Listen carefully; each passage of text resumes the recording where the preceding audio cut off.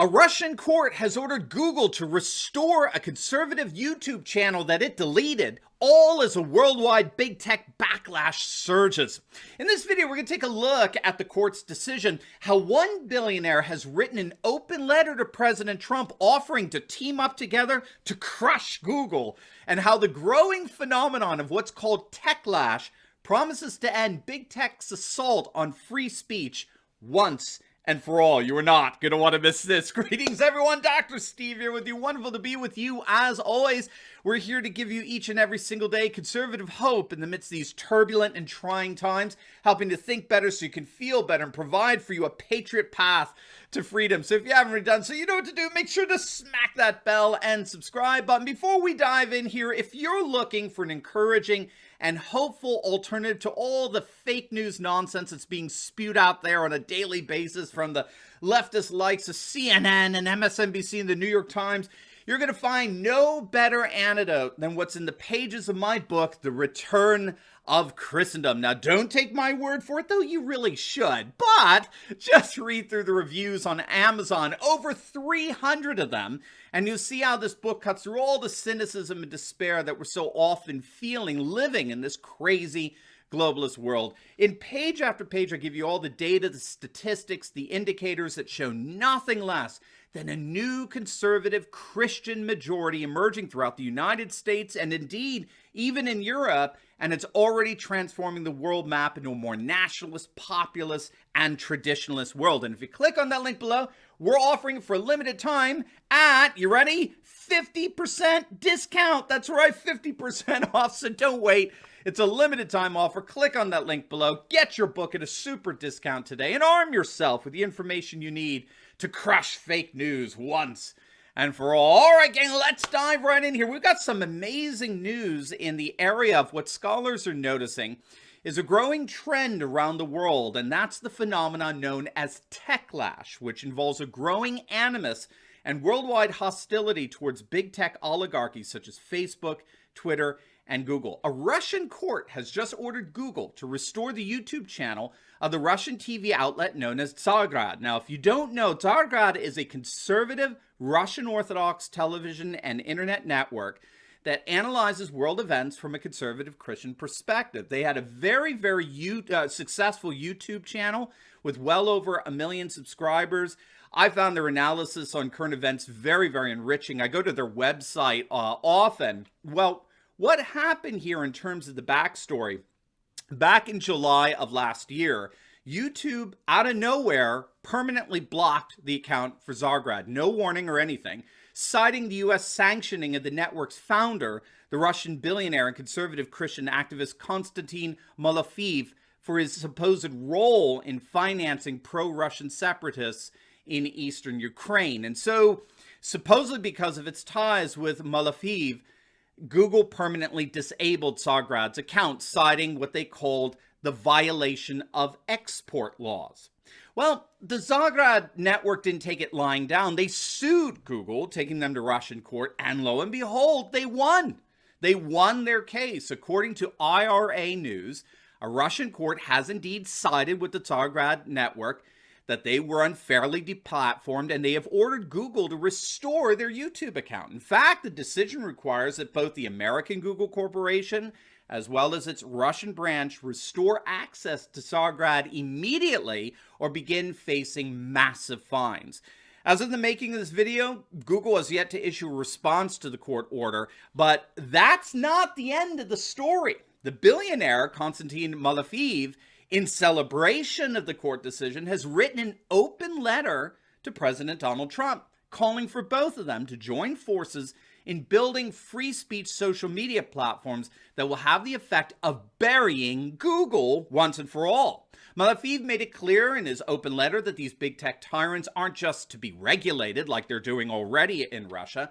They need to be ultimately defeated with superior free speech platforms. So obviously, we'll see if President Trump responds to the offer, but there's no question, at least at one level, there's no question as to the significance of Malachais' offer with regard to the latest chapter in the development of alt tech. We did a video that you'll definitely want to check out. We get into more depth here on the significance of Trump announcing that he was indeed starting a new social media platform. One of the things we pointed out there was how this was very similar to what happened with Elon Musk and Bitcoin. So after years of establishing itself as a credible currency, now billionaires are coming in and bringing it to the next level. So in a comparable manner, after years of Gab and BitChute and Minds and other alt tech sites establishing the fact that there most certainly is a market and a need for alt tech, a demand, right? Now we're beginning to see the billionaire venture capitalists entering into the fray and bringing alt tech to the next level. But there's something else going on here, I think, much deeper in terms of the court's decision and the increasing number of billionaires getting involved in alt tech.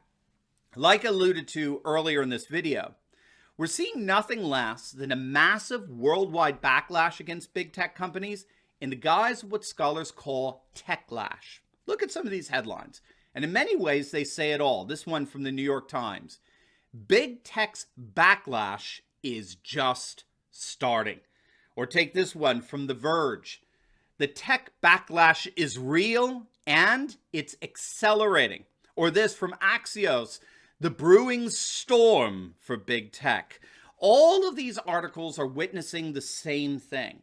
There's a very real and growing animus towards large technology companies such as Facebook, Twitter, and Google that's gaining momentum and giving politicians the support they need to implement very harsh policies designed to strip big tech of its inordinate power. For example, Russian President Vladimir Putin, in a recent virtual meeting with the World Economic Forum, he actually warned that big tech monopolies were in the process of taking power that could indeed allow them to supersede the very power of nation states. And that's because big tech policies are becoming a direct threat to national sovereignty and the rule of law. In other words, sovereign nations have their own laws that define what is and what is not acceptable speech. And big tech can feel free to come on in and serve citizens, but more and more nations are saying, you had better respect our laws. Your Silicon Valley oligarchs do not get to impose your leftist sensibilities on our laws, period. And so the way big tech has been bullying social media users around the world is now coming back and hitting them hard. We did a video that you'll definitely want to check out on how the Polish government is taking the worldwide lead in fighting back against big tech oligarchs and their suppression of particularly conservative thought and expression. Under their new legislation, any big tech platform that bans a user or removes posts for ideological reasons would face fines to get this $13.5 million unless the content is also illegal under Polish law. And that's the key. That's the theme that keeps popping up in nations around the world. If the speech is not illegal here in our nation, then it cannot be banned on Facebook or Twitter or YouTube. Big tech oligarchs are not allowed to dictate to a nation's citizens what does and what does not constitute free speech or appropriate postings. That's the role of a nation's laws, not Silicon Valley sentiments. Otherwise, as President Putin warned, otherwise, big tech policies are basically usurping national law. Silicon Valley sentiments, which are ridiculously woke and militantly politically correct, in effect become the default law of the land when it comes to the policies and standards dictating social media content. This, I believe, is the heart of the Techlash phenomenon. This notion that big tech can form what it's in effect a parallel government that enforces Silicon Valley sentiments on world populations. It's a new form of globalism, a one-size-fits-all standard that supersedes the particular laws of nations around the world. This is why the world was frankly so shocked when Twitter permanently suspended President Trump. Twitter actually banned the President of the United States, which was their way of showing off that they're more powerful than the United States government. And that display of arrogant bluster was not lost on the leaders of other nations, even those leaders who are not particularly fond of President Trump. Angela Merkel of Germany, she found the actions taken by Twitter to be utterly inexcusable. French President Emmanuel Macron, his administration called Twitter a digital oligarchy. And they said that what Twitter did, quote, should be decided by citizens, not by a CEO. And even the president of Mexico weighed in, saying that the blatant censoring of President Trump was, in his words, a little more than a, quote, court of censorship like the Inquisition to manage public opinion.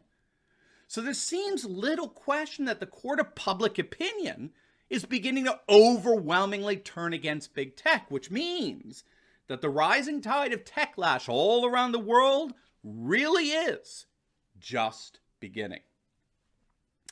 Now, speaking of what's going on all around the world, you're going to definitely want to check out my latest video I just uploaded. It's on whether the nation of France is headed for a civil war. 25 former generals and 1,000 servicemen have signed an open letter calling for a coup before France disintegrates because of the growing threat of what they're calling radical Islam. You're not going to want to miss this, so make sure to click on the link, and I'm going to see you over there.